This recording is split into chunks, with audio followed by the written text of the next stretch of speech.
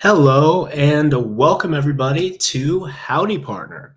This is our weekly Twitch series hosted live here on the AWS Twitch channel.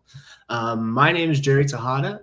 I'm a partner solutions architect. So I'm a solutions architect in the partner organization. So I do all kinds of partner related activities in my day-to-day job here at AWS. We do discovery calls, we develop joint solutions with partners, we build POCs, all kinds of fun stuff. So that's me, and joining me here today is my partner in crime, Lauren Marble. Howdy. Hey, everybody. Lauren Marble here, Senior Solutions Architect on our Spatial Computing team. Specialist Solutions Architect in Spatial Computing. That's what it means. Excited to be here hosting another episode with y'all, especially with the partner that we have today, because one, they're super fun to work with, and two, their solution is pretty amazing. So let's get into it. Let's do it. Yes. So thanks everyone for joining. As Lauren said, she is our spatial computing specialist on the call. I am more of a spatial computing enthusiast. I'm part of the spatial computing. We're getting you there. TFC.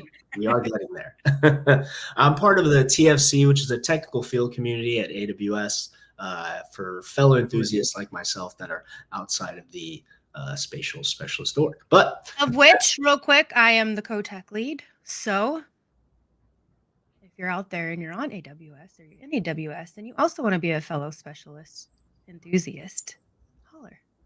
We'll get you. Definitely reach out. We're growing and things are happening. It's a really fun space right now. It's booming and new technologies coming out every day. It's a rapidly evolving domain. It's really exciting. Very exciting times. Speaking of rapid, speaking of rapid, a little teaser to our partner that's joining us today. So joining us today is Darmstadt Graphics Group, aka DGG, and they'll be showing us their RapidPipeline solution today.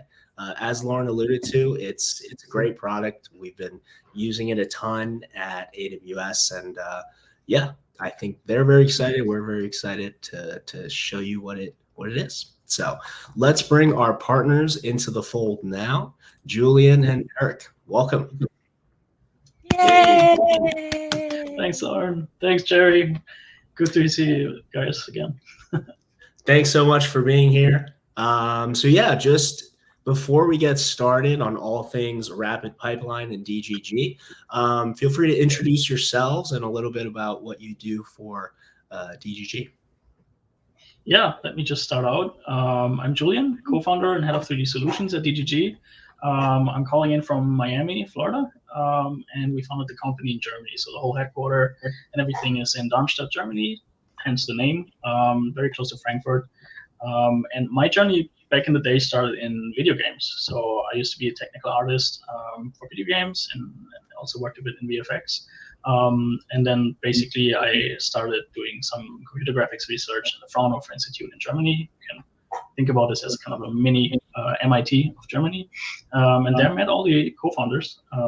And yeah, we worked in 3D optimization, and that was basically marrying my background of real-time graphics and then the more research aspect of automating 3D processing. And over to you, Eric. Hi, Eric here, senior 3D graphics technical artist at DGG. I've been with them for about a year. Before that, I was 6 years at Wayfair, helping to grow their 3D rendering team there. And similar to Julian, came from a background in games, worked in game art for many years before that. So at DGG, I help out with clients and help out with solutions tech for how we convert materials from different formats. And how do we do, quality control in an automated way? That's probably one of the coolest things about DGG. It's all about automation. So excited to show our stuff today.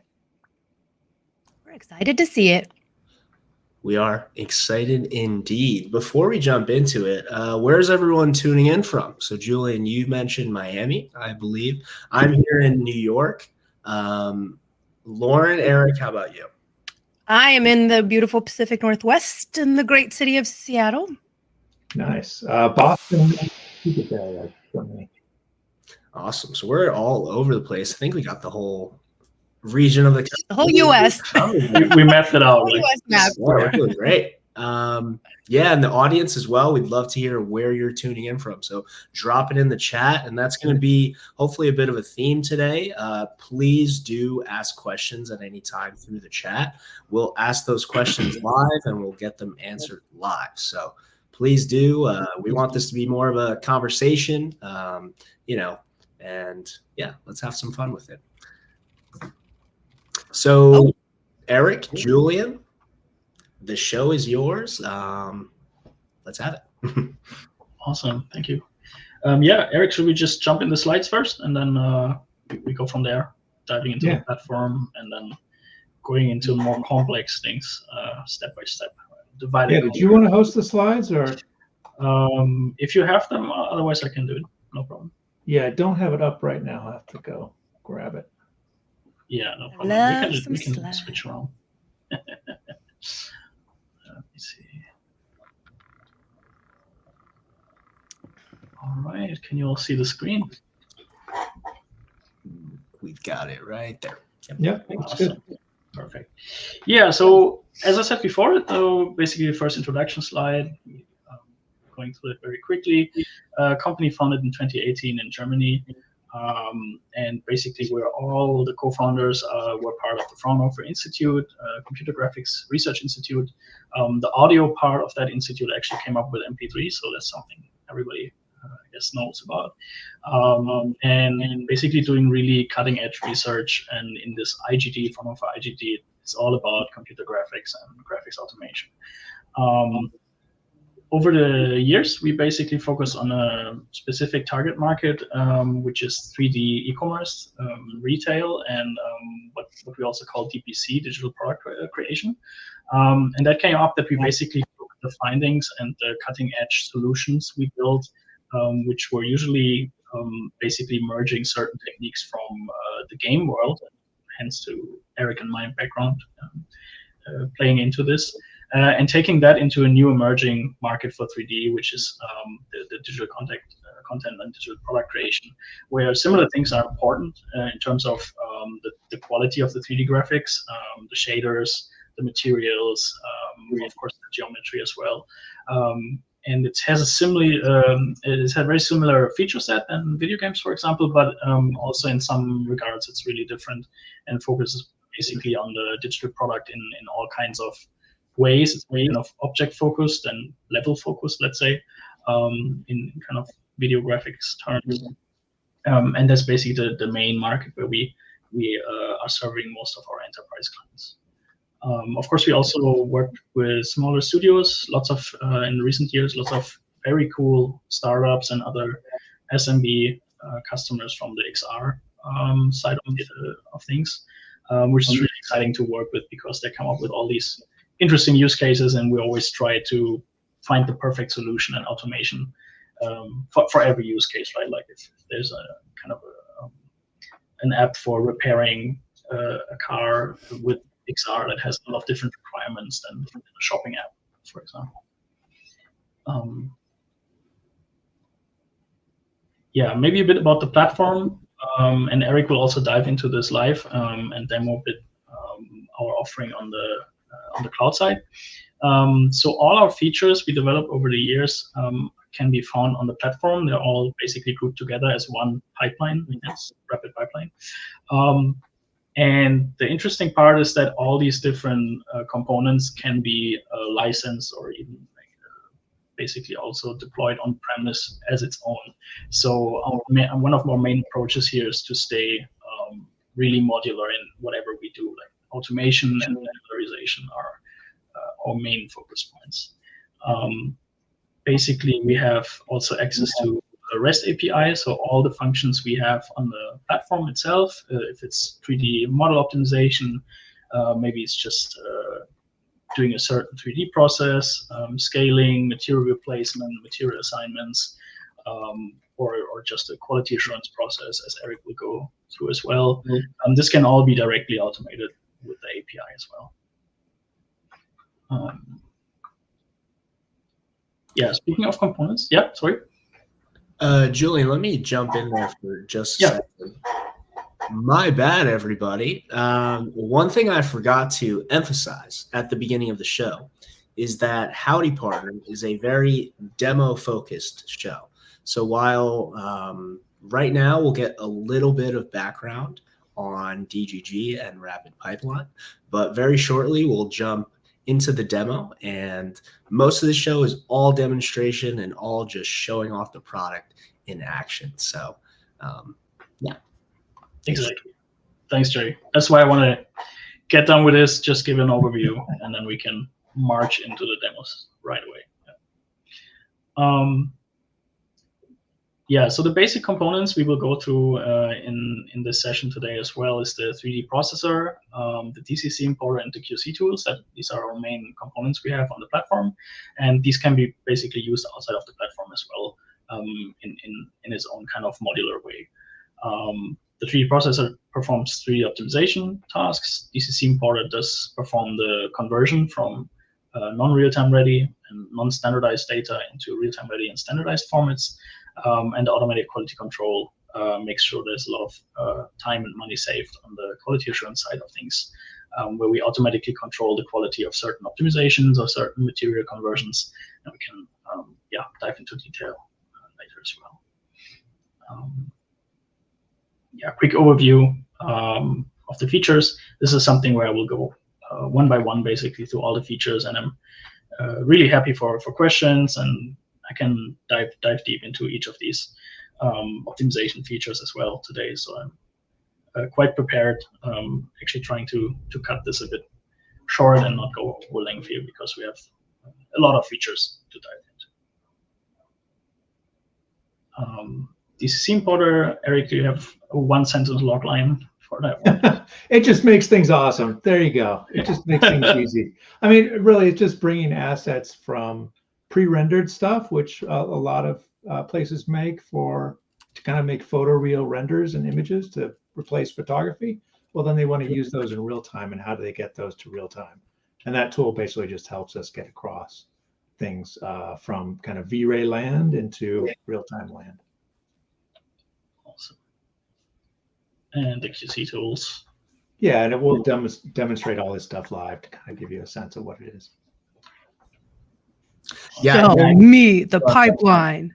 I did not mean to diminish the importance here. It's good to have context about of these things in order to, because if we just do straight demo, we might not know what we're looking at. So this is still super important to see some context about what we'll be jumping into in a little bit. Yeah, exactly. On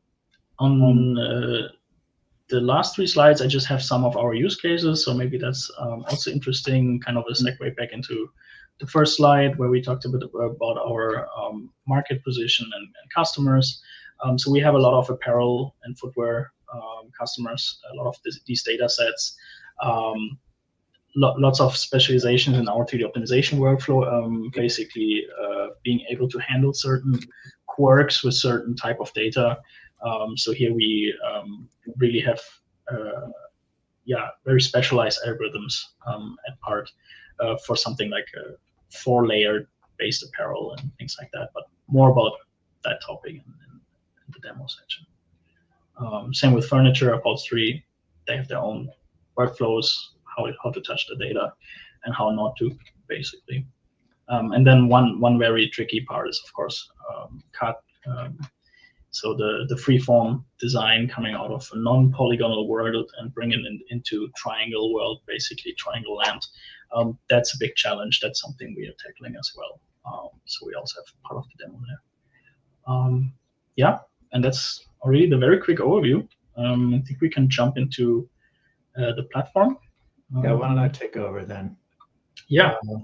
I'll just show this. So this is our cloud platform, RapidPipeline.com, and it's an app. So we offer also as an API, so you can call it in from your own service, and we let you use through a command line interface. So if you want to run it totally local on your own system and have it even air gap from the internet, you can totally do that. So this is it basically divided into 3 basic tabs, and that are your asset, which is kind of a management system for managing all the assets that you upload.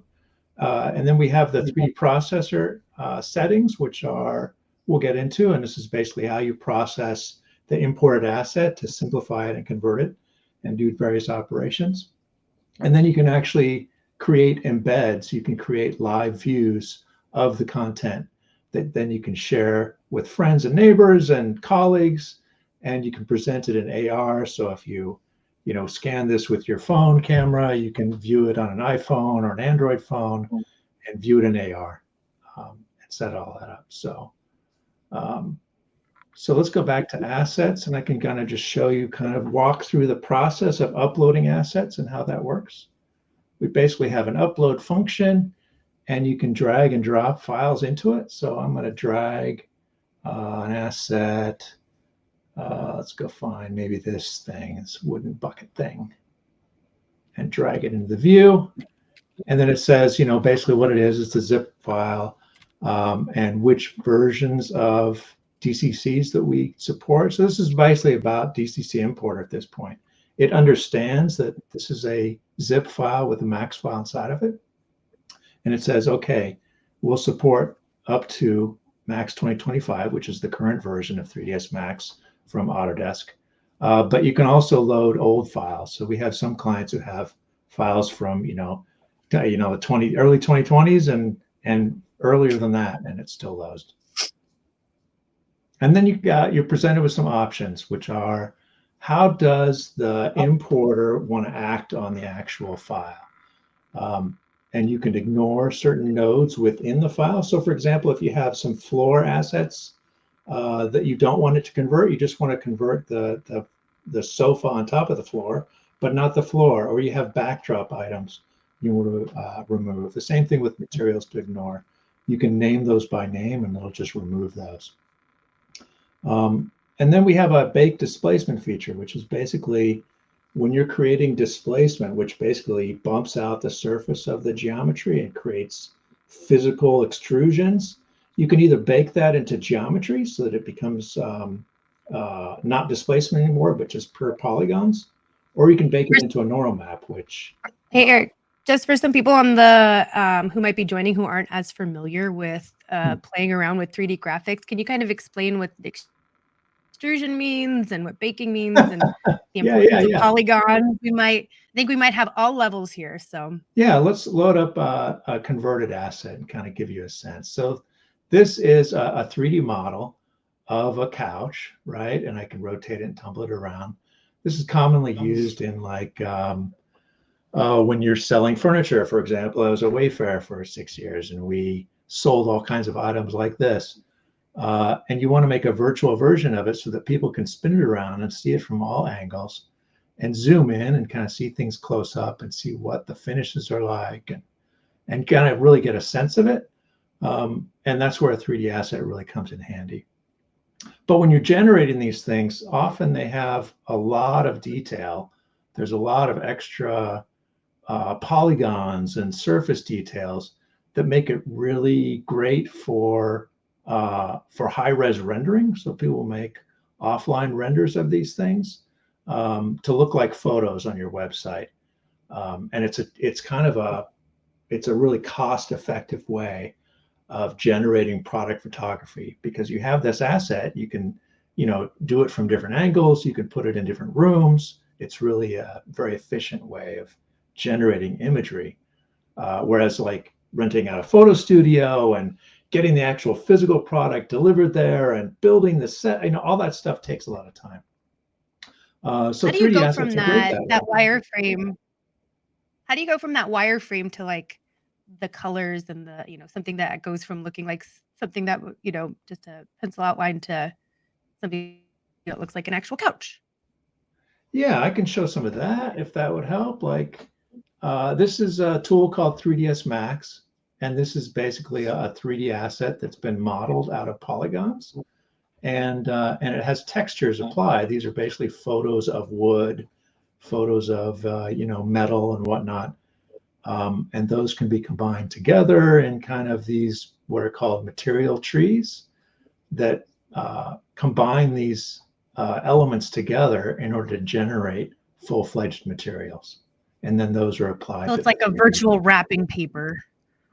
Yeah, that's a good way to look at Wrap it. it up. But the problem that we find that a lot of our customers have is they have this really kind of complex material that really describes, a complex surface that this has, right? Like there's iridescence on this kind of glass thing here, and there's like, bumpy, shiny stuff here.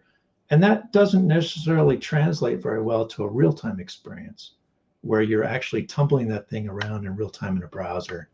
And you can see here that this renderer is taking a little while to kind of justify the image and clean up all the noise. Every time I move the camera, it takes time for the computer to figure out what this should look like. But in a real-time rendering, all that stuff's done live on the fly. Like if I load up the real-time version of this thing and we look at it, I can totally move this around live in real time and I don't get any lag, right? I don't get any noise. And so that's kind of the benefit of a real-time rendered asset versus a high-res 3D asset that's made for photography. Cool. Thank you. Super helpful. And just to jump in quickly to the audience, if you have a question about anything that you see on screen or about that one of us said, feel free to jump into the chat at any time and we'll get that answered. It could be a button, it could be a feature, anything that you see, go wild.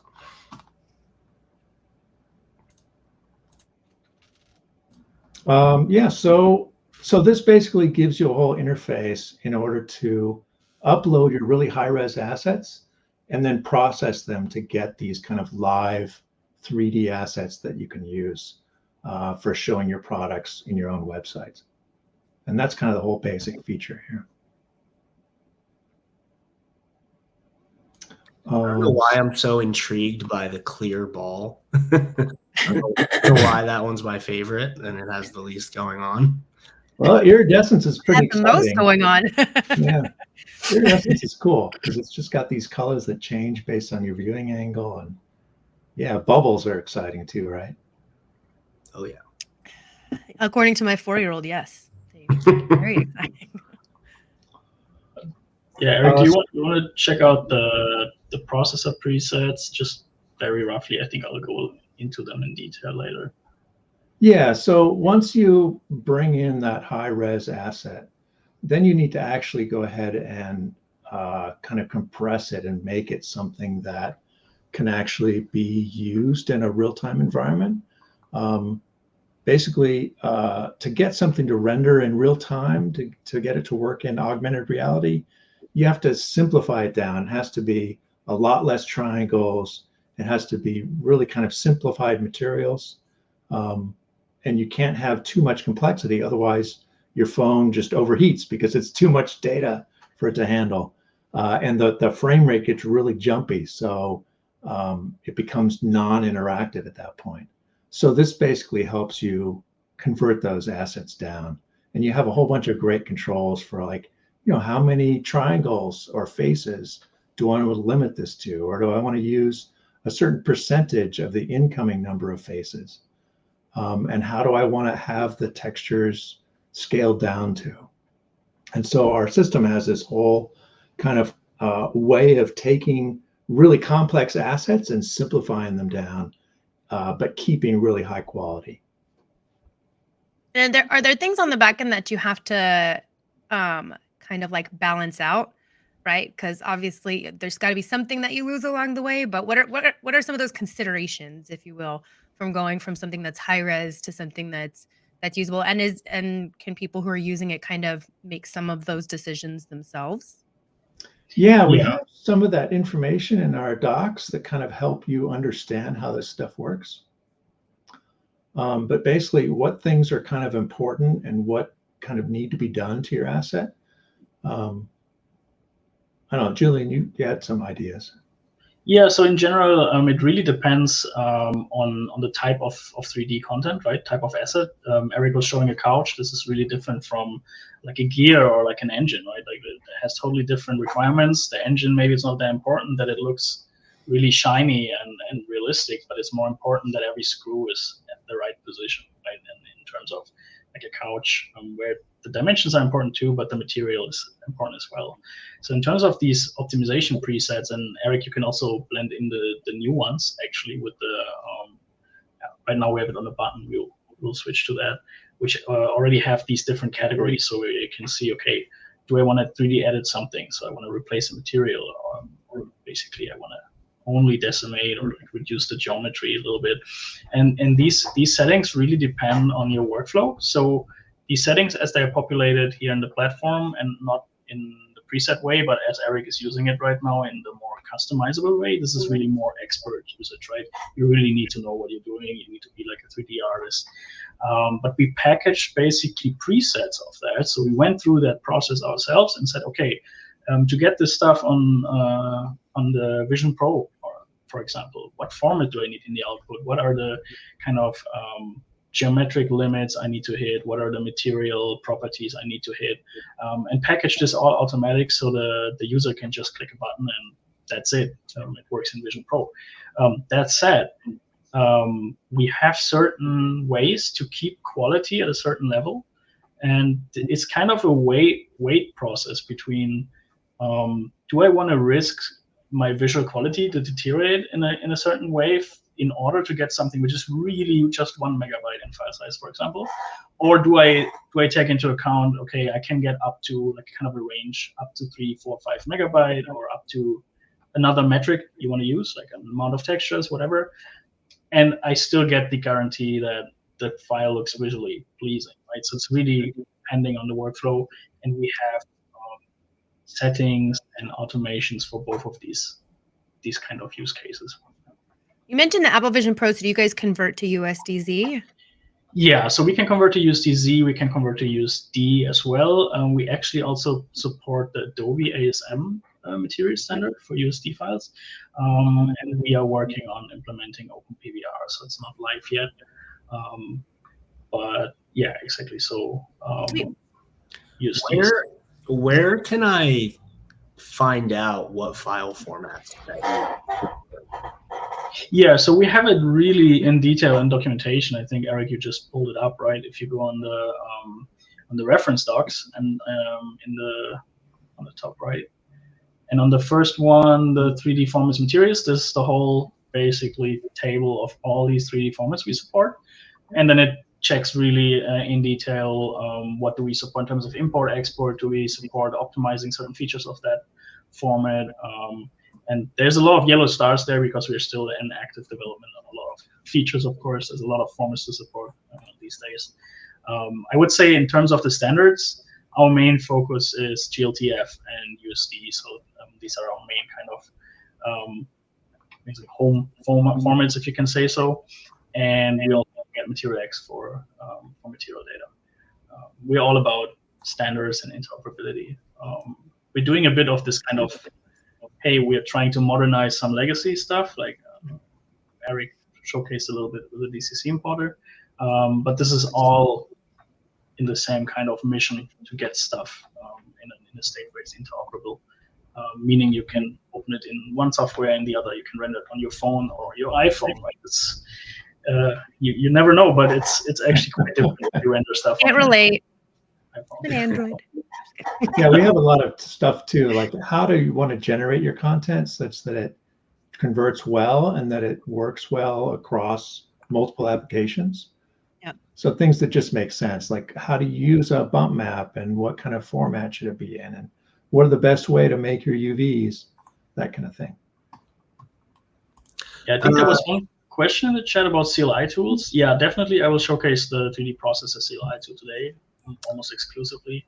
And yeah, we have those. Yeah. Yes, we will be jumping into the CLI, definitely.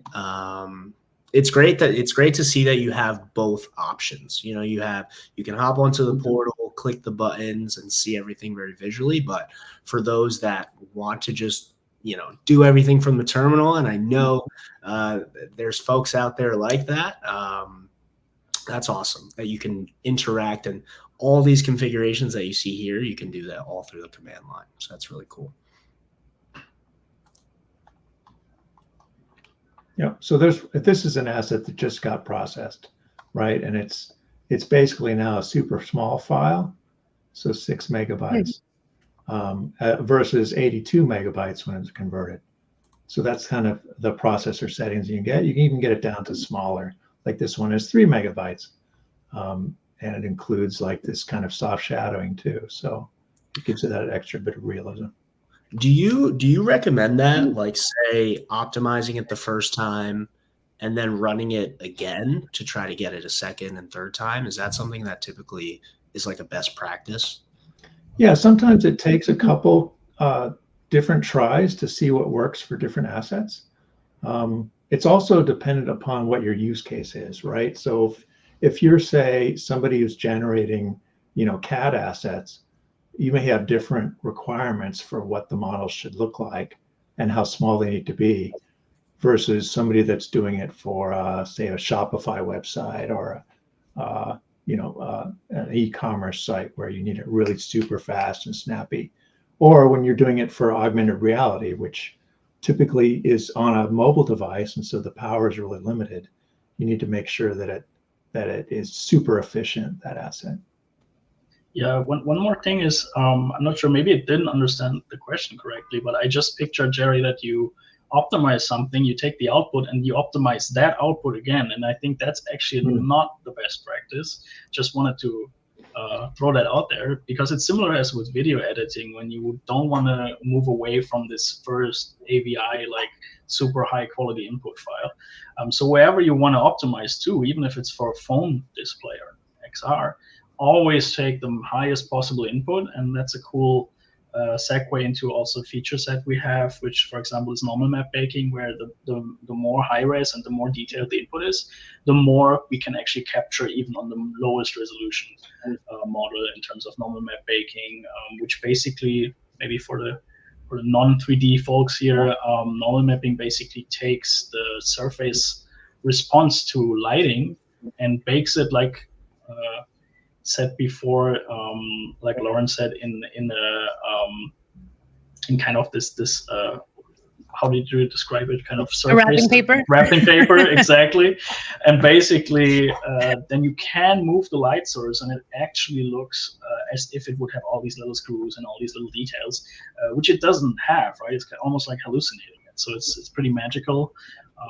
To see normal maps in action, of course. Just to drive that point home for people who really aren't familiar with 3D, that like sometimes this stuff looks so easy because if it looks like it does to your natural eye, you're like, yeah, that's what it's supposed to look like. Be it the amount of work and detail that has to go in, especially around lighting or reflection or anything like that. You had to think that the computer has to mimic where that light is bouncing off as you turn an object, as you move it, forward or backwards. So I always tell people, if you're unimpressed, then you should immediately be impressed, because that's how little mental gymnastics you're having to do to convince yourself that this is what the object looks like. They're like, yeah, that's what it looks like. Like, oh crap, that's what it looks like. That's really impressive. So I've been in lots of meetings where people are like, I don't get it. I'm like, yeah, that's why. That's the point. It just happens. It's just magic, and it looks perfect. So, or very close to reality. So. Yeah, 100%. Like, if there's one learning from my over 10 years journey of 3D, is lighting at the end is everything. Like the GI, the light bounces, that really drives it home. Yeah, let's actually, if we just open up one of these things and load it in. So let me find my folder. This is the file that we just processed.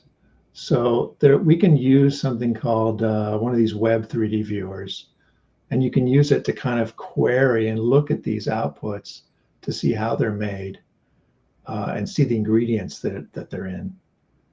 And so if I pick this thing and say, oh, I want to look at the frame, which is this wood thing, I can look at the individual ingredients like the bump map, right? And if I remove that bump map, that's what I get. I don't get those bumpy details anymore because that bump map is providing all that detail. So that's kind of the power of these individual texture elements. They provide that individual level of detail that kind of give it that surface kind of depth. So we pull this and back. of course we can there's bake levels those to this. and create those maps from geometry as well. So it's not only that we handle those, but if you have a really high detailed geometry, we can actually bake those maps out of the geometry and then put them onto something really low resolution and get this effect of detail.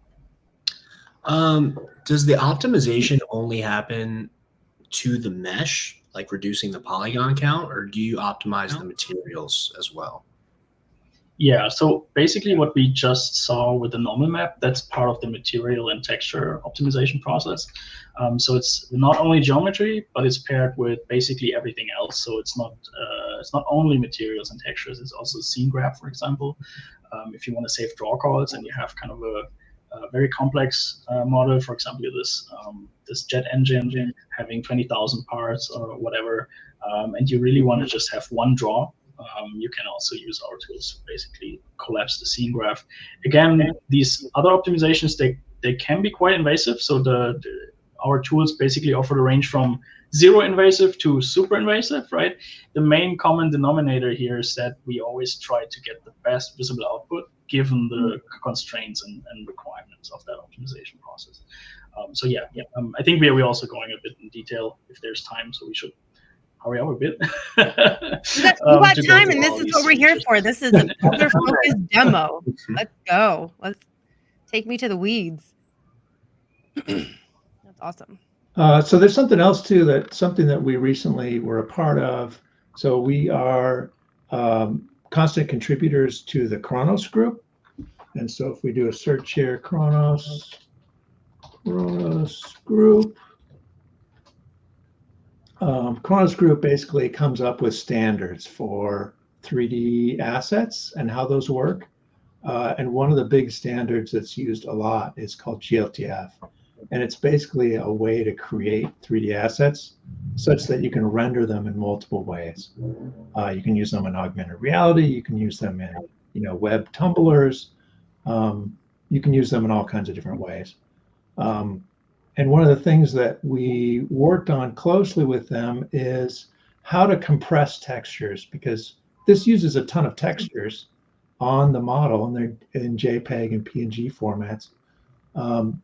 And that, the total asset size of the model with the textures is about 13 megabytes. And that's a pretty decent size. That works okay. When you download it on somebody's phone, it takes, less than 15 seconds or so, depending on the connection, and they can see the model right away. But then it has to load into the graphics card of your computer, or your phone, in order to render it. Like the GPU, the graphics processing unit in your phone, has to load this thing, and it takes time to basically take these highly compressed files and uncompress them so that they work in a 3D renderer, if that makes sense.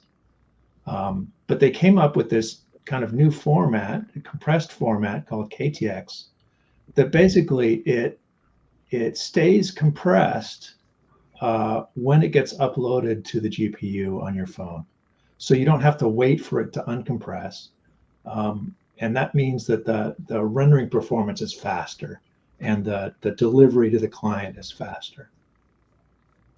And so we built this asset to kind of show, hey, you can compress something, you can get up really close, and it's pretty hard to tell the differences between something that's super kind of performant hungry and something that's really efficient. I can't see the difference. I know. I'm looking for it, but I It's can't. pretty mind. I'm glad you said it because I'm a little older, so I was like, well, maybe it's just my eyes. Those are looking. So it's kind of a demo of what's possible and what's given, and even just the file size is smaller too. The raw size that's downloaded by the person, onto their phone. So so far we've seen like different objects or pieces of equipment. Can you do like rooms or facilities or like very large scans, or is it mostly focused on like the individual components of what you might be working with? Yeah, it really depends on what your application is. Usually, when you're making a larger room, I mean, we've done larger rooms but typically you want to assemble those from individual pieces that have been created, and you don't want to optimize the whole thing as a whole because then it becomes kind of a monolithic thing. There's this 3D format that you might have heard about recently called USD. And USDZ is a subset of that. It was designed by Pixar basically to make their animated movies and make them in an easier way. And it all works on the idea of pulling things in from multiple separate files and then assembling them together on a stage.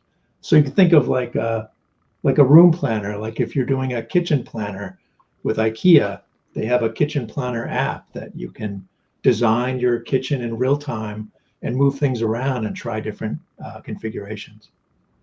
And that's made from assembling all these separate elements, the cabinets, the cutlery, the tables, all those things are separate files that they then combine into make the whole scene. Yeah, but on the technical side, just for basically the computer, there's no difference between, okay, this is a individual model, that's a room. It's just about the adaptivity of the optimization, right? And from experience, it just works a bit more in terms of control to optimize objects itself and then go for bigger scenes. I think there are a certain, for larger, even like landscapes, there are other algorithms which are pretty good. There's an Nanite in Unreal Engine, things like that, which are really specialized on larger arrays of kind of geometric structure, right? Like triangle soups, let's say. But on our end, actually, we started this company and we started the optimization process with huge scans of, for example, European cultural heritage sites like churches and things like that.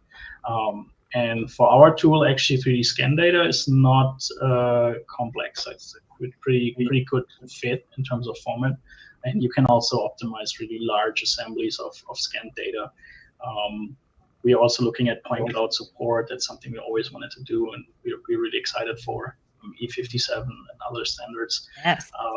Yeah, so that's not a problem. I think Eric was more thinking about the full AAA VFX shot, and I don't know, like a virtual castle in a movie. Yeah, I would say don't press the decimate the whole thing button, please. Yeah. Not all at once. Get old school. All right. We'll let you get back to the demo. Yeah, we're chiming in on some questions, right? There's quite some stuff popping up. There is a question in here from something with a Q. Have you tried having it first load and lower polygon and lower quality image on first click?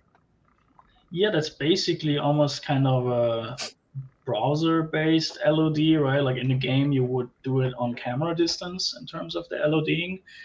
In a kind of e-commerce environment or like on your phone, you would do it in terms of time, right? Load a really, really low-res asset or even just kind of the angle of it as a snapshot first, so the viewer actually gets something to see and doesn't, like jump off, and then progressively loading the higher resolutions inside.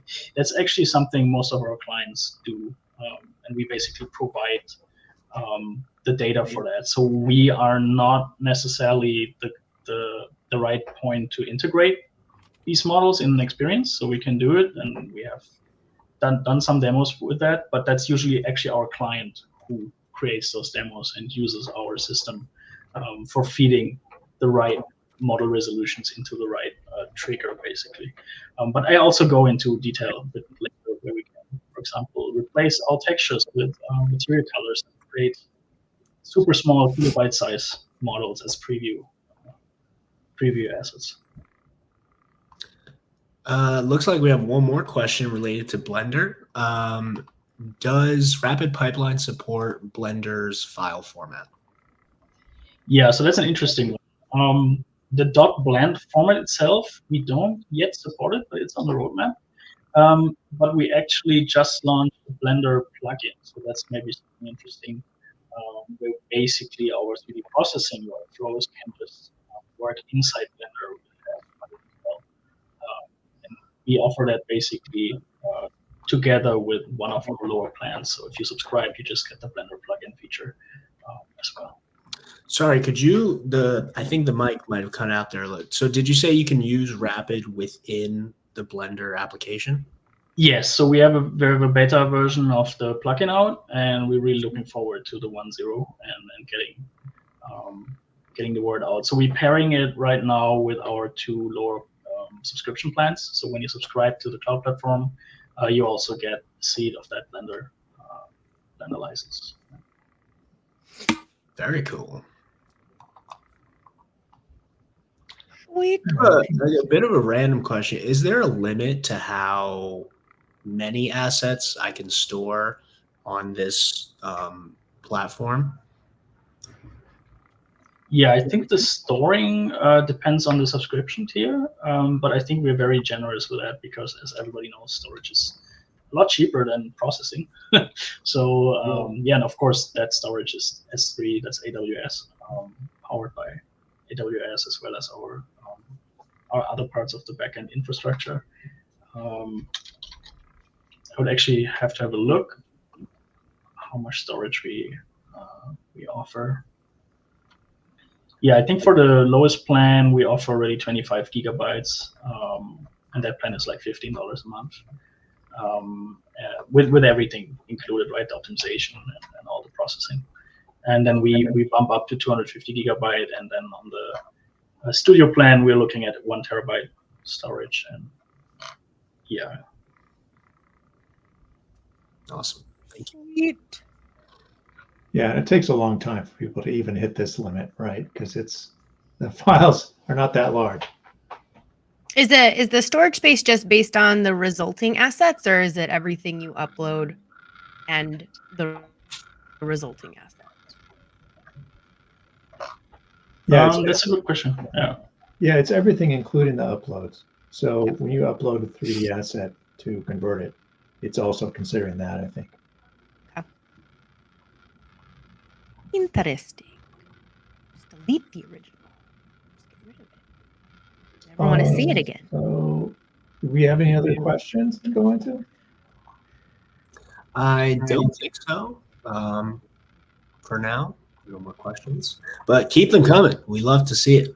This is great. So let's see.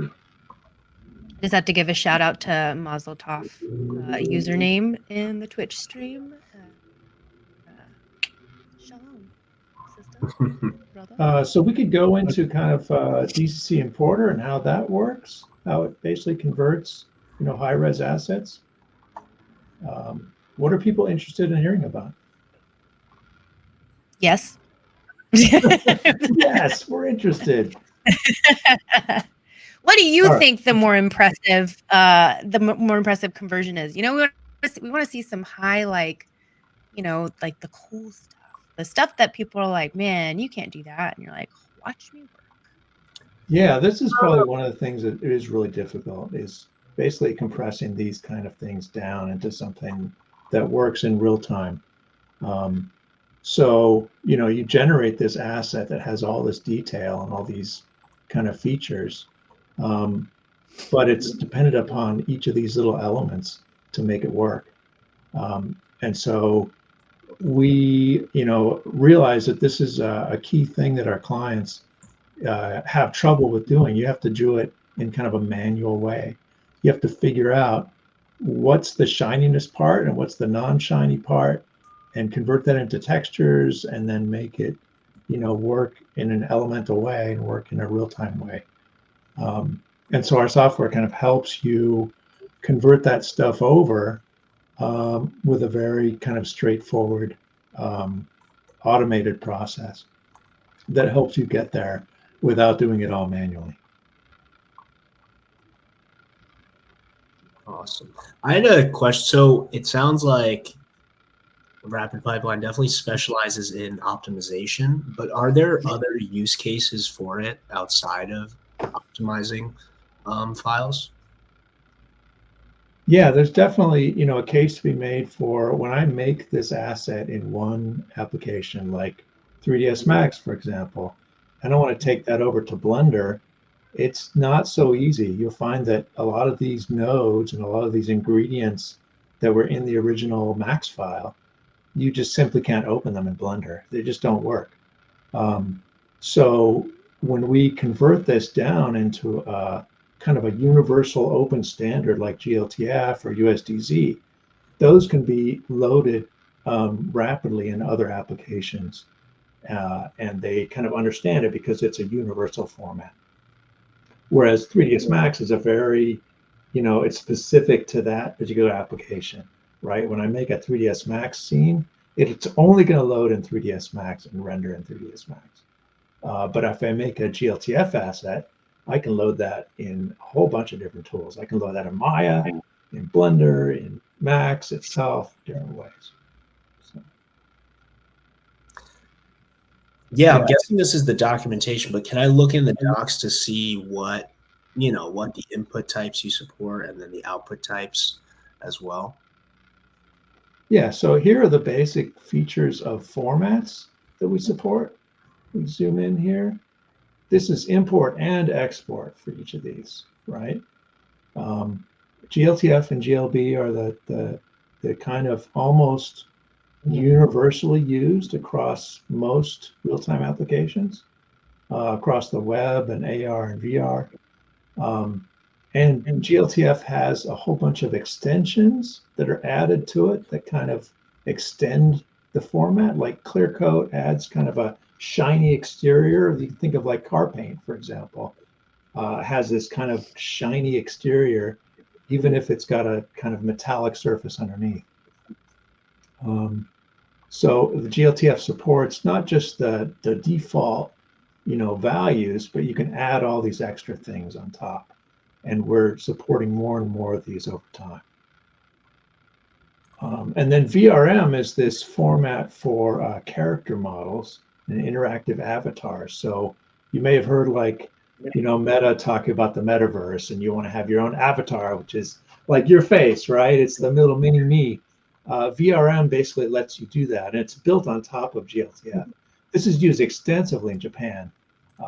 And now we're working with the Kronos group and with the VRM consortium on making it kind of a universal standard, so that a lot of other tools can load it and use it. And then USD, we talked about that a little earlier. I mean, it's really a compositional system where you bring in models of different formats and kind of figure out how to combine them. And so we support a whole bunch of stuff there, and it's ongoing development on adding more features as we go. FBX is a really old kind of format. Film box, it was called way back in the day. And then Autodesk bought them. I think Tejada was the company that made that way back when. But that's being phased out because they're actually, they found some security concerns with how people could inject code into those. So there's a lot of talk among the standardization communities for 3D about how to supersede FBX and now use USD or GLTF as a way to get around it. But we still have a ton of tools that support FBX. It's so widely used as a 3D format that you really want to be able to have it as something that you can support. Then OBJ and PLY are also really old kind of 3D formats. They're fairly limited in what you can handle, especially in terms of materials. There's almost nothing there. It's a very minimal format for materials, and you can't do a lot of these other things. They just don't exist. I feel like this documentation has good educational value just for, someone newer like myself, only got into the 3D space a couple years ago.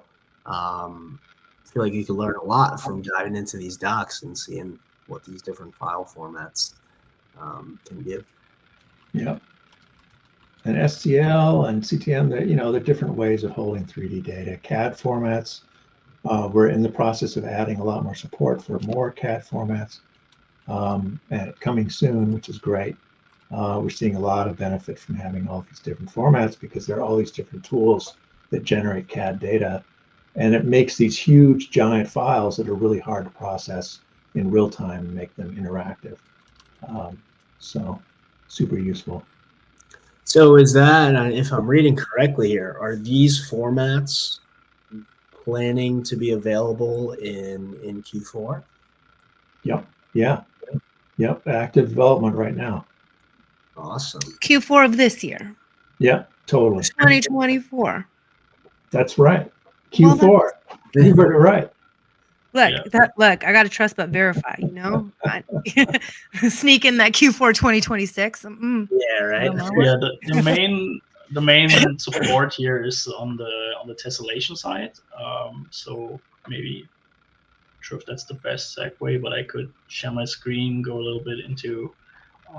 Eric, before I do that, did you upload a CAD file already into the cloud platform? Did you show that? Maybe we can show that. I've got a whole bunch process of those, first. So, yeah. So what's actually happening with CAD data is that they have no polygons in the input, right? So it's free-form data. It's just basically just math, right? Mathematic data. And there's a whole process which is called tessellation, where you basically try to create triangles over that surface. And it's really important to have it working very adaptive, meaning for very flat surfaces, you can just put like 2 triangles, as you see in the base of that pump station there. But then it's important that if you have really curvature and really detailed shapes, that you actually distribute more triangles there, and you actually make it look decent, at least. A lot of these freeform data have little logos or little kind of descriptions actually engraved in as a 3D kind of geometry type. So that's also really challenging to then, of course, tessellate and have it in all the detail. And then later on in processing, to make that stuff into a normal map, that's really challenging stuff. But yeah, that's where we excel as well.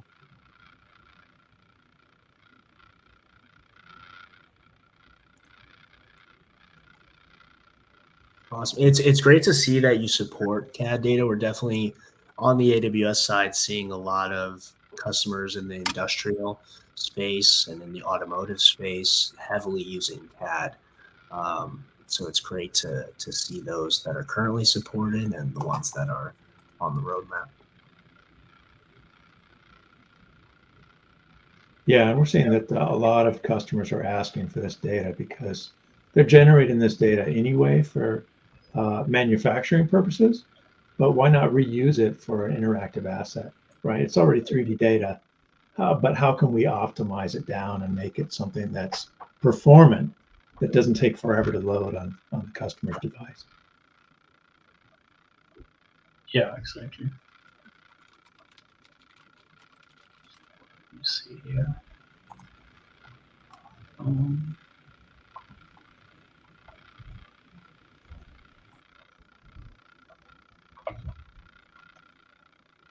Yeah, some of these models. I think you did say in the beginning that you can, kind of suppress nodes to optimize, but the way that you described it was like a floor and a couch, and you just want to do the couch. Can you do it between like say there's some internal pieces here that we want to get rid of, right? Let's say we just want to render the outside. We don't care about the inner workings. Mm-hmm. Sometimes that's hard to separate out. Is there a way to do that? Yeah, it totally is. There's a way basically to remove hidden data that can't be seen from the outside. In this particular example, you can actually see through from the outside into the interior because they're holes, right? That they left in the model, so you can see through it. But there are some cases like, we have a microwave, for example. I don't have it here, but we have a 3D model of a microwave. I have the demo right now. I can bring that. Good. Awesome. And it has interior stuff inside of it, but you can see through the window, the little rotating platter. And so we detect that there's a glass window there and don't remove the rotating platter, but we remove all the internal components inside the engine that you just don't need to see. Oh, wow. Yeah, let's see Yeah, that. can you Let's guys see my that. screen? I will. Yep. You see the microwave, you see Oh, the come on, not the pizza. pizza. So basically, this is one of our test models, which actually has uses a glass surface here, and this is quite an interesting case where we actually, as Eric said, can intermix basically the optimization side and the processing side, not only on the geometry, but we are basically also taking information from the material in. So if I just go on the wireframe in this X-ray view here, you can see that the original model here has all types of internal parts and all types of geometry here. And with a simple default version of our interior geometry culling, which is basically a raycaster and checks, okay, is a triangle visible from the outside or is it not? We can actually very precisely get rid of this inside exhaust and other data sets. But maybe you realize that if I turn on the shaded view again, the pizza is still there. So why is it still there? It's there because we read that this front glass door is transparent actually, and then we say, hey, during the ray casting, all the rays which are casted against this type of material here, basically say, hey, I'm still visible, right? And of course, we can turn that off. We can get rid of the pizza. So maybe Thank you. Better for you. That's basically just like a little Boolean setting.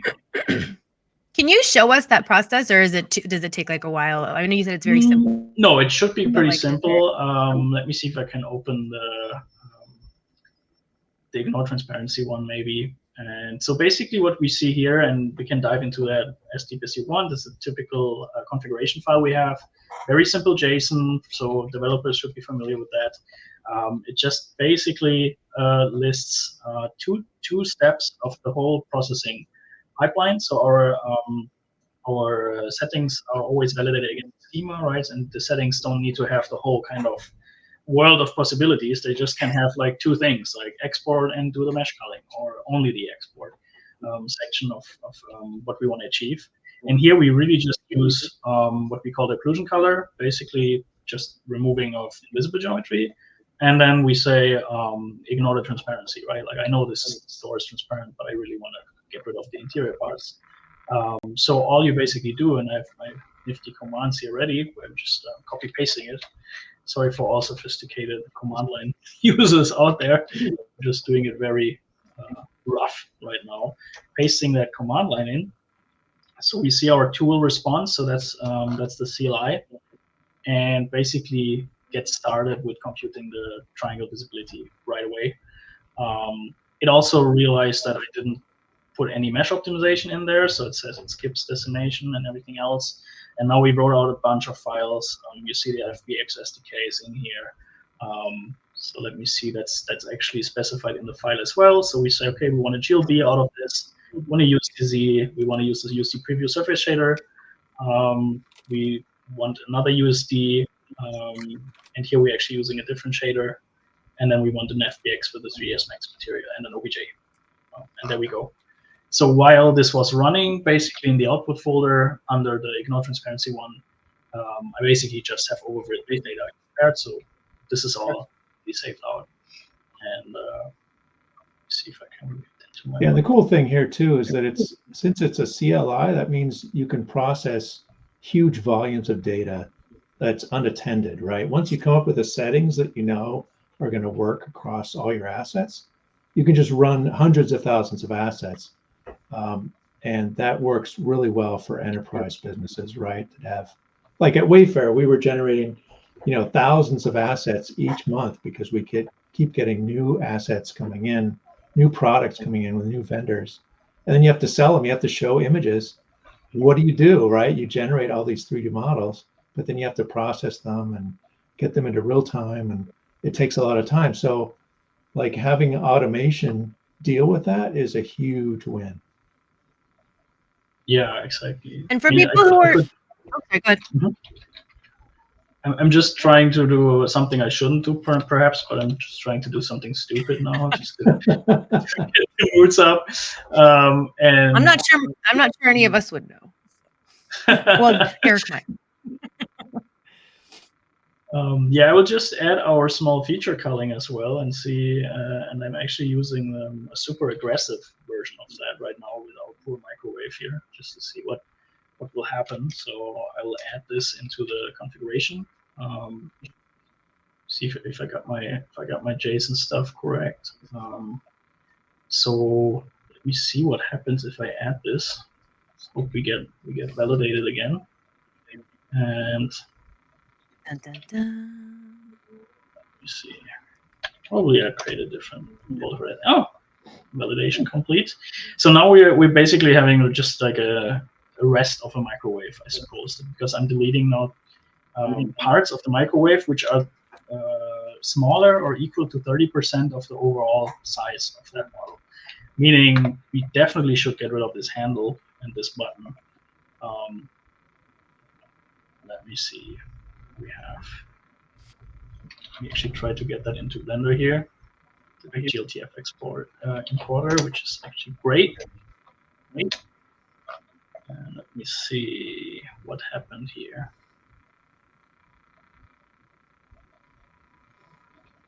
Yeah, so we didn't get rid of the handle. We got rid again of all the inside as before, but we got rid of the button. Button. And basically, God. Let me see. Yeah, we still have the dial, the pad, but the button is gone. And if I would go more extreme, of course, I could also get rid of the handle. I love that you can take stuff out like that, and you can.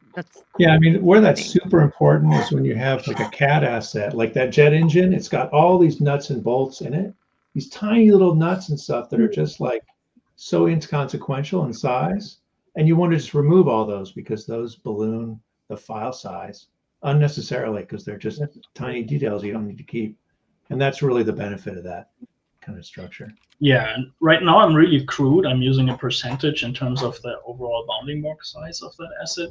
I could also be more in an engineering context, right, and say, hey, I know my units. I know this is GLTF, it's in meters, so I know exactly what the value would be, right? Is it maybe 10 centimeters? It's 1 centimeter in terms of my threshold. So I could just go and see, okay, in my parts catalog, I know this certain screw. I don't want to see that anymore. I'm tired of that screw. I know exactly what the dimensions are. And that way you could really specify this on point. And then you could basically load in all assets of your catalog, which actually uses that type of screw, just as an example, and then get rid of all of them and matching it through with the CLI. Again, I think the main emphasis here is the automation, even though I'm showing it more interactive in Blender. And I see you you're editing the JSON file, you're doing all this stuff, and it seems very expert level kind of type stuff. What if you are just an enterprise and you don't have the kind of, we know a JSON file isn't super scary, but to some people they see that and they're like, yep, that's enough for me. What are the options there for people to use? We're looking as I said at the Blender plugin. So I think I have a working build here right now where this is our beta interface. So definitely we work on making that a bit more handy. But all I did here with the mesh culling would be as easy as saying, hey, I want mesh culling, occlusion culling, and maybe the small feature, and I want 30% of that, and then I could basically fire that off. I'll do the same thing just with the interface. What we also can do is configuring in the cloud platform, downloading the preset, and just inserting it here into the CLI. Meaning what we often see with customers is there's one central point of kind of infrastructure distribution, and they usually implement our CLI in a certain way. Docker environment, maybe via the AWS marketplace listing, for example, and then they have basically 3D art users which are configuring in the plugin or they're configuring on the web UI and just sending these presets they did some manual testing and they send it on that server basically, which automates everything using the CLI, and then they can basically scale up their production that way. One thing why we did this Blender plugin is because we don't have our own render environment or own engine, let's say, even though our system actually ingests data, converts data, as you have seen. So it is in a way a headless engine. But we really like Blender, and we really like the progress Blender did on open standards as well. Now going into USD and of course GLTF and extensions, that we really thought we can utilize this Blender plugin more as an interface in a software we just love. Yeah, it does make it totally accessible because, you know, typically a 3D artist, for example, is making 3D content using Blender, using Maya, using Max, whatever. Yeah. And they want to see results directly in their app of choice, right? Rather than going out to a command line thing and having to do a bunch of text and right. So I totally get you on that, right? It's kind of, it's like another step to do. It totally makes sense if you're doing huge volumes of content. Then you don't want to have to deal with the interface, right? You just want to do it in a quick way. But we have customers that have all kinds of capabilities and some customers that lack certain capabilities. So it's amazing to have, you know, all the different options to be able to, you know, like I am a Power Excel user. Like I'm a guru. I'm going to go in there. I'm going to write the VBA. I'm going to write my macros. Other people, not so much. They're going to go in and, you know, just use what they can find, you know, and fit in a formula cell. So I think this is amazing. Yeah, that's kind of the cool thing about the cloud system too, is that it makes it fairly simple to just dive in and do things. But you can turn on expert mode and you can look at all the settings and say, oh, I need this one particular thing. Yeah, I can speak from some personal experience here. You know, by no means a 3D expert, and so, but I did come into the use case where I was playing around with RapidPipeline, and I was just a one-click deploy type of person. Just hit the optimize button and do all the magic in the background, and I found that really useful for me.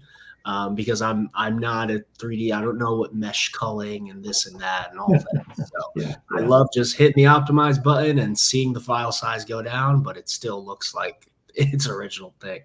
So that's definitely much appreciated. Yeah, I think that's where the preset thing comes in handy, right? Like if we have kind of a less invasive preset, which maybe performs a bit compression, performs a little bit decimation, and that's about it, then you can be sure that there's no artist in the loop has to like fix things constantly or re-trigger certain things. And then we have this kind of perfect synergy. Sometimes we get it with our enterprise clients actually quite often, where you have this fire and forget person on the engineering side, but then you have these dedicated artists which craft these presets, when even our standard presets, maybe they have one little thing they need to adjust, right? And that's great seeing these two pipelines basically coming together. That's amazing. What I'm just showing here is the remesh version of Jet Engine, and I just wanted to show the basic mesh, which is very simplified. So we have 10% of the original geometry, and I just wanted to show a little bit what normal mapping can do as well. So here we see it really deteriorated a little bit in terms of shape and also in terms of the normals. So it's actually on purpose here for this demo. And if we turn on the actual different shading view, which actually also displays the normal map, which we bake for this content, you basically get a way cleaner result just on the rendering side. Still quite low resolution comparably, like 100K instead of the 1 point something million as it was before. And even though it's a quite complex shape, so, and that's something which again sits in a preset and can just be fired off anytime. Yeah, normal mapping is kind of magic, right? If you don't kind of know the nuts and bolts behind it, it basically just adds extra curvature and like preserves the detail from the really high res model. And once you decimate it all down, well, then you ended up with a kind of a chunky model. But the normal map adds back in all that original kind of curvature, which is pretty cool. Yeah, exactly. I think Babylon has a quite cool way to display normal maps, especially or to see. I love that you're using such accessible tools like Blender, Babylon, right? So there's nothing, sneaky going on here.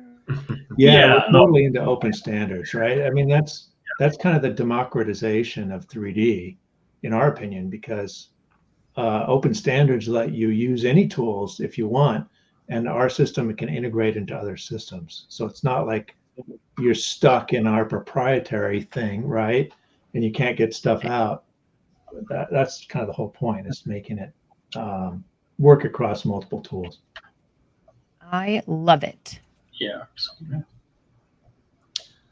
I don't know if we've touched on this yet, but in terms of length, how long does an average file take to compress? Are we talking minutes, hours? What are we typically looking at? Yeah, it really depends. I think I've not fired a real optimization yet, right? Everything I just fired was more like the raycasting part, which can take longer as well. It really depends on the input asset, right, and what you want to get out. So, for example, you get a jet engine in and you apply all kinds of, 32K textures, or you want to bake to 16K resolution and all kinds of maps, 10,000 maps, then of course you can sit there forever. But on average, and that's data we directly get from the cloud platform as well, users uploading data and optimizing.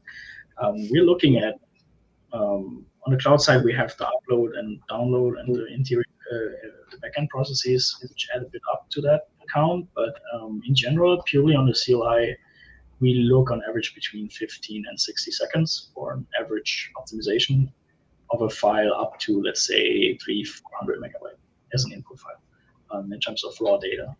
It's a range, but that's basically the average. And if we want to really do really high resolution stuff, maybe on an automotive model, that can take into the maybe 10 minutes if you really crank out in terms of the quality of the raycasting, the quality of the baking.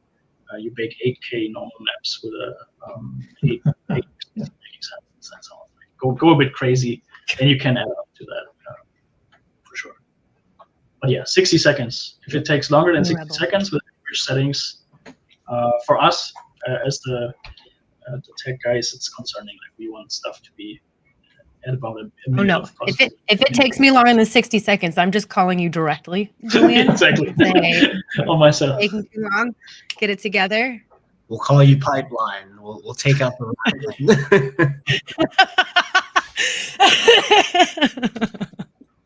Exactly. Get it. And yeah, it's really depending on what you're actually doing. So in this example here, I'm pasting a config which just creates an LOD, so it really does nothing to the textures. It just performs the decimation, bam, and here we go, goodbye. Like, we already performed import and export as well, meaning like if we would just extract this decimation process, it's almost real time. I think Blender is also pretty cool in doing certain algorithms for decimation. Of course, our algorithm has a bit history, how we actually developed it, in terms of what metric are we using for decimation. Maybe that's also good information. We don't really use any third-party features, tool sets. We have a few libraries we use and we build up on them. Of course, always trying to, if there's some open source standard, trying to contribute to that as well, not just keeping all the cool stuff for ourselves.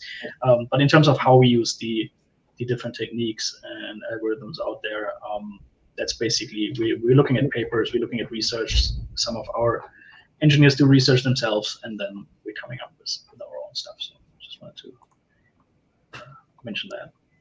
Yeah, I mean, you do use some AWS services. Yeah, on the cloud side. I just talked about the C++ super low optimization stuff. Yeah. Sorry, Lauren. Give you a hard time. Yeah. No, we built it all ourselves. We looked at your stuff, AWS, and no biggie. Awesome. Easy peasy. So if we could backtrack quickly, so we just saw a live, I think, optimization there. Was that a conversion as well? I see GLB, USD. So what did we just do there? So what I actually did is I loaded in a GLTF file, right? And I executed a decimation of 50%. That was my first LOD level, basically. set in that config.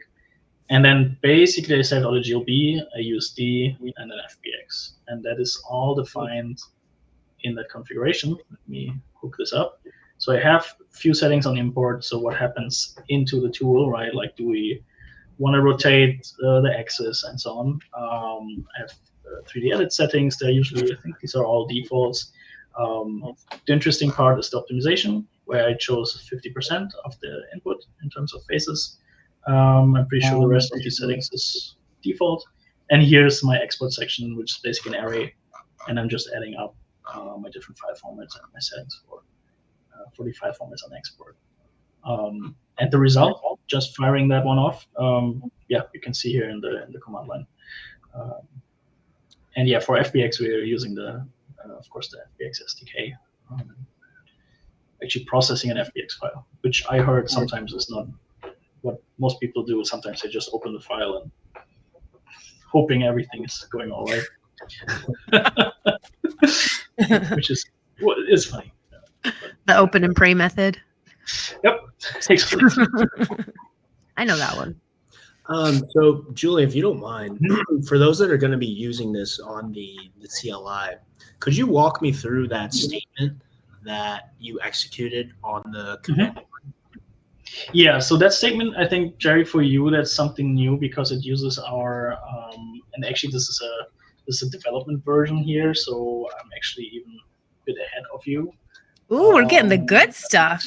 Released. You heard it here first, folks. All right. So what I'm actually doing here is I'm running, I'm calling RPDX, right?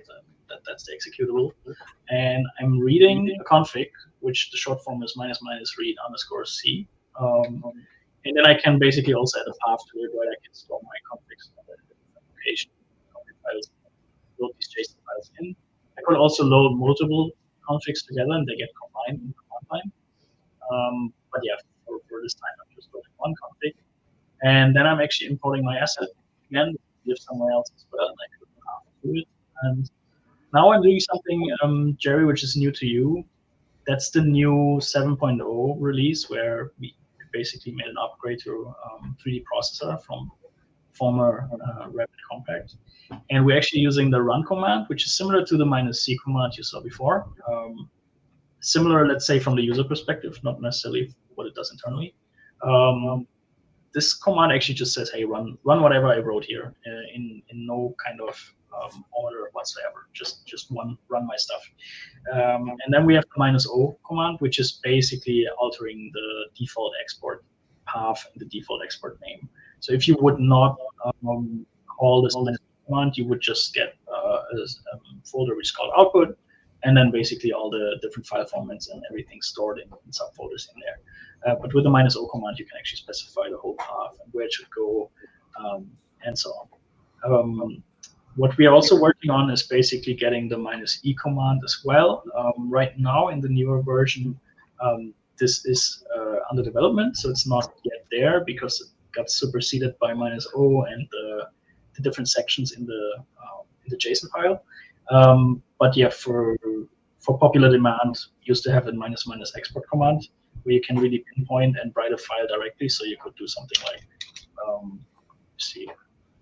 just write a clean config file here, -- export, and then say, okay, my file.ustz. So that's a very popular one, of course, because you can directly shoot a certain file to a certain location. Right now, this is only possible in an indirect way. You can edit the file name directly in the JSON, in the config. But yeah, we will definitely reintroduce this one. I think, Jerry, you're quite familiar with that command. So trying to package this back. Yeah, you see. But yeah, basically similar command line system, but the main magic is actually happening inside the configuration JSON files, for sure. And then I think you said you have available certain like preset config files that users can just grab and kind of plug in. Yeah, exactly. So in the platform itself, under 3D processor presets, we can just take one which is called, for example, Simple LOD, we can basically just download that preset and basically use it right away. And of course, we can pull that via the API as well, and then we could basically automate that process as well. So you have a certain type of user on the cloud, creates a wonderful preset which works great for a certain asset type, and yeah, let me see. Quick question: Are there different commands for if you're running this on Windows, if you're running this on Linux, or is it all the same? Yeah, the commands are all the same. So we are offering Mac OS, Linux, all kinds of Ubuntu distributions, and Windows, of course. And yeah, the commands are all the same. Believe it or not, when we do, of course, we do monthly releases, we do bug fixes all the time, right? And updating patch releases and things like that. And sometimes, I mean, my background is not entirely engineering. That's why I was maybe a bit surprised, but maybe I shouldn't. But really, there can be interesting bugs sprawling up in a very specific OS version, which doesn't even happen on other distributions at all. So that's something we see in terms of differences between operating systems all the time. But the usage is always the same. Yeah. Awesome. As you can see, I just love a preset file, and I can ingest it. I can go run with it. Basically, see. I was just saying before, when you read documentation and it's all Windows commands, and I'm doing it on my Mac, and then I'm like, oh gosh, now I need to spend extra time sort of trying to fix them. So great to hear that it's all the same, no matter what you're. Or you just need to come to the dark side. Yeah, I mean, we even have in the documentation or a CLI setup guide walks through different operating systems, right? Like Mac, Linux, how to set up an API token, how to get your CLI running. Awesome. Oh yeah, and of course we have documentation about memory usage, hardware requirements. Right now, maybe surprising, but that's still the status today is that we are not running on GPU. So we are CPU only. That is quite cheap on the server side. So our solution runs pretty efficient with even smaller instances. Again, depending on what you do, if you bake 40,000 16K normal maps, yeah, have at it. But that's also a reason why GPU eventually will be something we're looking at, especially for texture baking in higher resolutions, which is not the main use case right now. That's not where we're coming from, right? We're going downstream, not upstream. But yeah, definitely the GPU topic is something to call out. Yeah, probably one of the cool things too is that you don't need a ton of RAM to run these processes unless you're deciding to bake with super high res textures.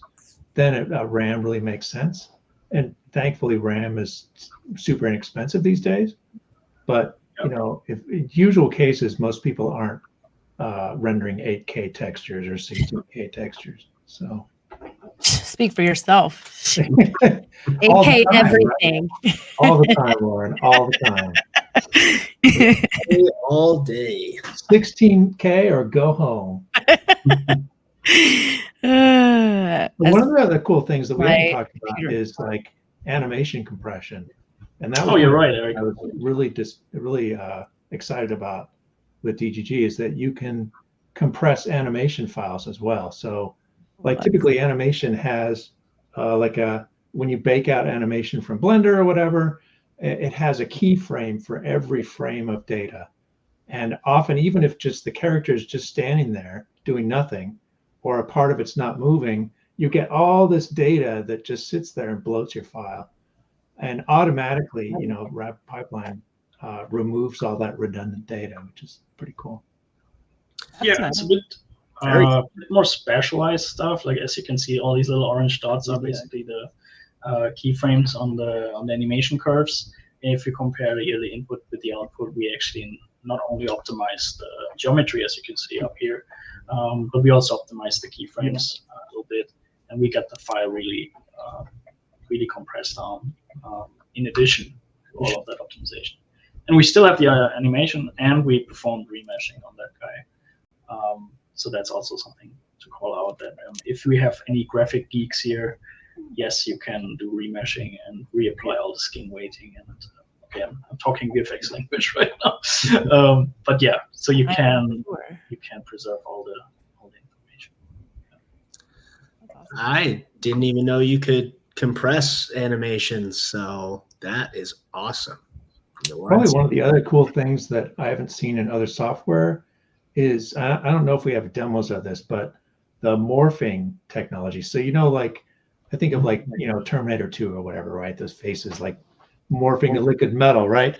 But that's done with like different geometry shapes that you can blend together. You can change the shape of one and you can cause the first one to blend into that new shape, right? But that means you have multiple copies of this mesh in different shapes. And when you want to optimize those, you just can't optimize each one individually. You have to optimize them all as a whole. Otherwise, suddenly your mesh now becomes all this spiky mess because the vertex numbers that it depended on before are now completely changed. But RapidPipeline basically figures that out, which is, I don't know, for me, it's magic. It's crazy. But you can optimize, a morph target mesh, which is not something we see every day. Yeah, sometimes morph targets, aka blend shapes, are used on these apparel assets. So you just saw this demo with the guys walking.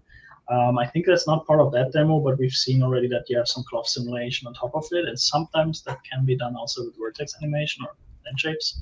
And that's also something we can then preserve. Of course, if you go really low poly, the whole thing gets a bit clunky, but it's still all there. Yeah.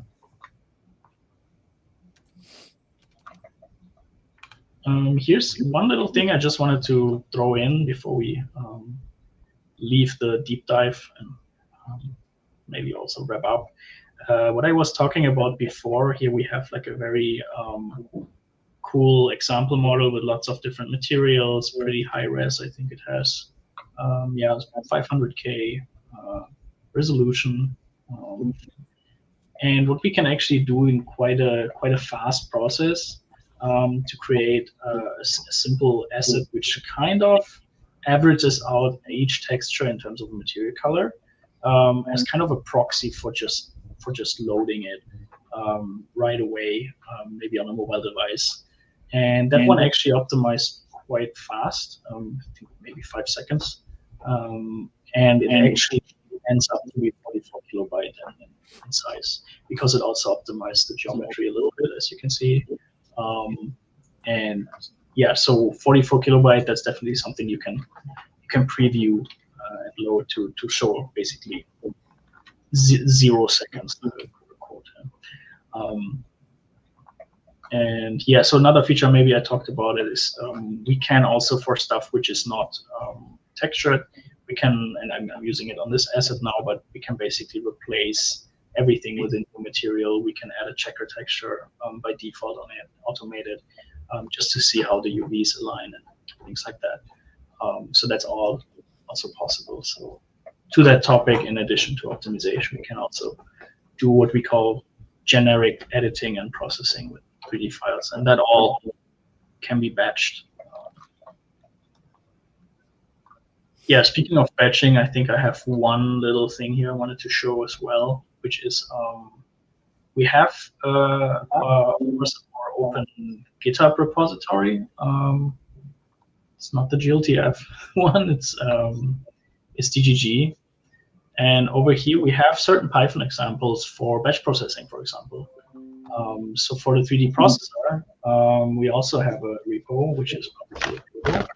And you can actually download that and just try it out if you're a CLI user, to have a starting point.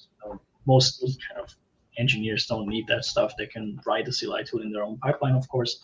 But especially maybe for beginners, maybe for tech artists like me, that was really helpful to get into batch automation. And here, as a Windows user, I just created this batch file, and I loaded some of the context I showed before. I put some of the input data in here, and I just let the this batch tool run, which is basically a wrapper around the CLI, and it uses the CLI in the background and just steps through all these inputs, and basically pairs all the configurations with all the different inputs, and automates a lot of what I did before in terms of one command line after the other.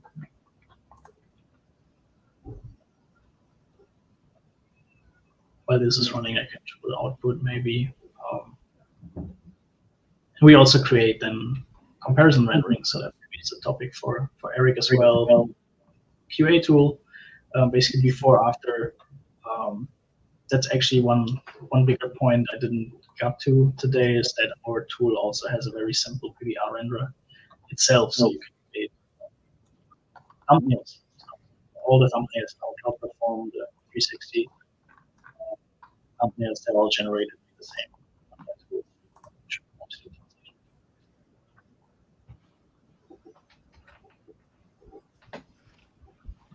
Good stuff.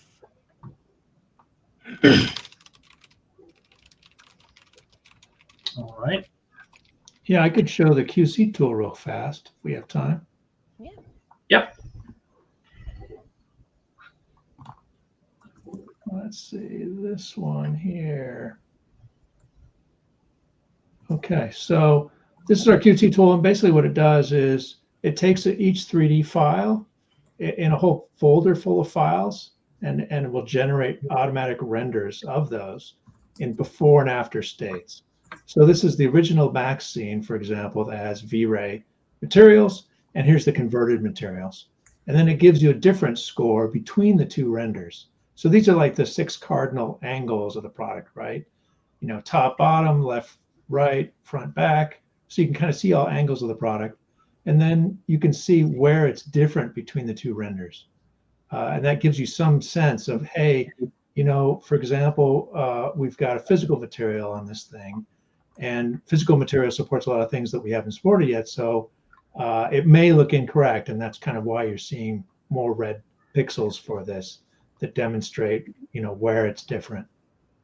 But this is great when you're optimizing or converting a ton of assets, and you need to figure out which ones worked properly, and it automatically figures out which are approved based on a different score. So you can say, hey, anything over 5% difference between the two versions of the model, I want you to mark as not approved. And anything that is under that is approved, right? I don't have to touch that. But I do want to look at the ones that are over that percent to figure out what change I need to make to the asset.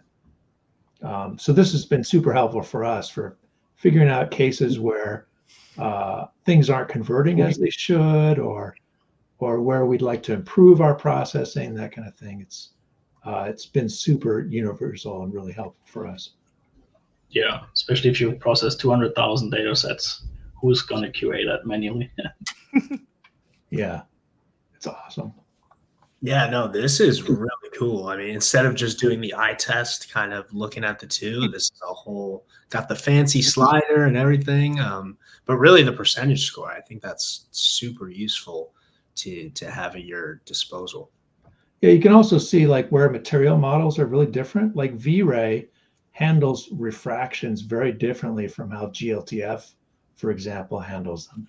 And so you can see right away where those differences occur, and either change your asset or just accept that, you know, the rendering is really different. So anyway, really cool. And then you can export a CSV, which is basically a comma separated values. And for someone like Lauren, who loves Excel and loves getting in there and working with data, you can export all that, right? And filter and do all kinds of crazy processing if you want. Or you could upload it into QuickSight from AWS. Yeah. Do some like business analytics on it, you know, a little. Totally. Right? When you got a gazillion things to do, to figure out, right? What things don't I have to touch? It's super important. Love it. All right, Jerry, did you have a little fun? While we have a little time left. So exciting news, very soon you'll be able to use RapidPipeline on AWS VAMs. So what AWS VAMs is the visual asset management system. It's basically a spatial data lake inside of your 3D, inside of your cloud environment. So what we saw here, I think, was a lot of, if you're running this on DGG's cloud, but if you're an enterprise and you need to keep everything, all your assets and all your workflows inside of your own cloud and your own account, you can do that by using RapidPipeline in your own AWS account. So yeah, let me just quickly show the integration of RapidPipeline into VAMs. And while he's getting that up, VAMs, just for those of you who are not aware, it's an open source solution that's out there. You can get it on GitHub. I don't know if we have the link to VAMs that we're running around, but I talk about it on my LinkedIn.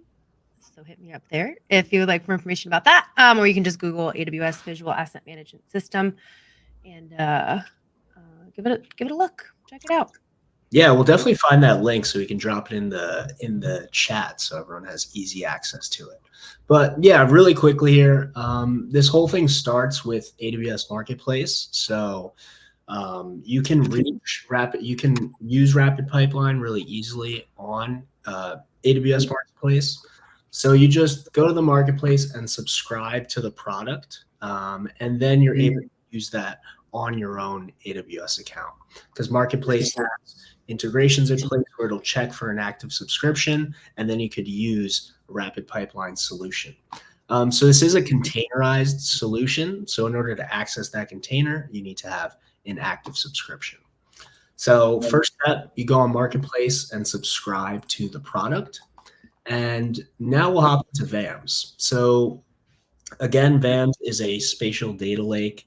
It's not only a place to hold your 3D assets, but it's also a place to put together pipelines and workflows for those assets.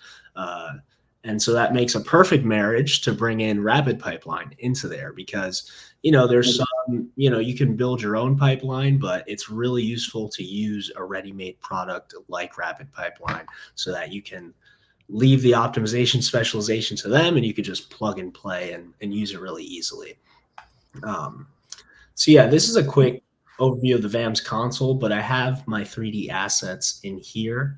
I've got, a hammer and a file of a Rolex as well.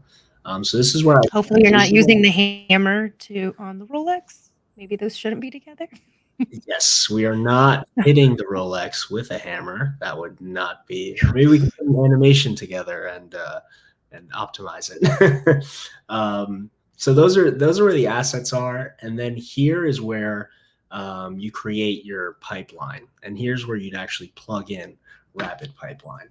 So we're not going to show that here because we're short on time, but as you can see, I've created 2 pipelines. This is the create pipeline form. I've got one for compression optimization and one for conversion here. So my optimization one is just doing FBX input and output. And my conversion pipeline that I put together here is FBX input to GLB output. Again, if you want to create a different one, you just come into the create pipeline and set your input asset type and output asset type. Just make sure that you're following the ones in the documentation that we showed earlier. Yeah, so the way this all works in the background with the infrastructure is, this is, if you're already using VAMs, you just deploy a separate stack that includes all of the RapidPipeline resources that you need. It's really easy. You just enable it in the configuration file and click deploy, and then you can use RapidPipeline in your VAMs setup. So over here, I'll show a workflow really quickly. So this is what the pipelines and workflows look like. So I'll just pick one of my assets from, my asset list. We'll go with the hammer in this case. And then I'll pick the pipeline that I want to use. So either convert or compress, and then I'll just run the workflow really easily. So you just pick your asset, you pick your pipeline, run the workflow, and that's really it. I'll show the S3 bucket inside of my AWS account to show the input file size and the output file size. So if we look over here, I made it a little bigger. This was the original asset. It's a small asset. This is just a simple example, but it was originally 24.8 megabytes. And then after running that workflow, it went all the way down to 2.1 megabytes using RapidPipeline. So again, I'm no 3D expert, so this was me just tinkering around with it, and I just hit the simple optimize, the preset one, and it did all the magic for me, which was really nice. So yeah, this is more so if you're an enterprise and you need to keep everything inside of your own cloud. If you already have your spatial data lake set up on AWS, this is coming out in the 2.2 release of VAMs at the end of this year. So you'll be able to use RapidPipeline, very turnkey solution, very easy to spin it up and use it inside of VAMs. So definitely, if that's something that you're interested in or could find useful, that'll be coming out very soon on VAMs. And a blog post, Jerry. There is a blog post, but yeah, thank you to Julian and Eric for helping with this integration, because this will be really useful for a lot of our customers, I know. Thanks, so yeah, let's get some links for you as we're prompting. So I see Lauren already dropped the link to VAMs, and I believe we have a little article as well where you can kind of explore more of this setup. Actually, first, let's do the link to the marketplace listing. So again, just really easy, subscribe to the listing, and that gives you access to that container. You can deploy that container on your AWS account. And then last one here, if you want to learn more about this lovely marriage between RapidPipeline and VAMs, we got a little more information in the article there. Excellent. Thanks, All Jerry. right. Exciting. Very exciting. So yeah, I think that pretty much wraps it up. Any more questions from the audience before we head out? Going. Thank you so much for hosting us. This was really cool. Yeah, definitely. Thank you for being on the show. It was awesome to see it live and in action. I hope the audience found it beneficial. And I think there was a lot of educational value in this episode too, just in different aspects of what goes into 3D and these assets and the different configurations behind them, all the magic behind the scenes. And to the audience, thank you so much for tuning in. This is all for you, and we can't do this without you. So we're here every Wednesday, same time, 5 p.m. Eastern. We've got a few really fun spatial computing episodes coming up, if that's what you're into. But yeah, really exciting stuff. Eric, Julian, thank you so much for being on the show. Thanks. Thank you. Thanks so much. All right. Yeah. Everyone.